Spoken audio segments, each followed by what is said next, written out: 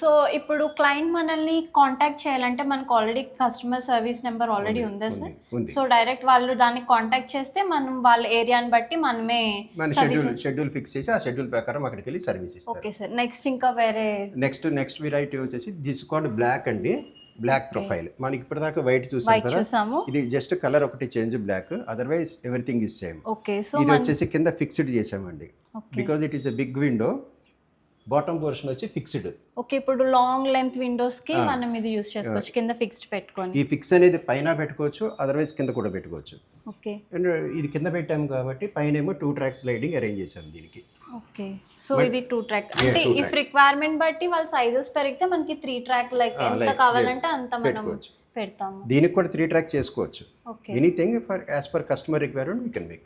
ఈ window size బట్టి వాళ్ళకి ఇంకా చిన్నగా కావాలంటే సో మనం 3 ట్రాక్ అంటే అక్కడ విండో ప్రొవిజన్ ఏ సైజ్ ఉందో ఆ సైజుని బట్టి మనం విండో డిజైన్ చేస్తాం. Okay sir.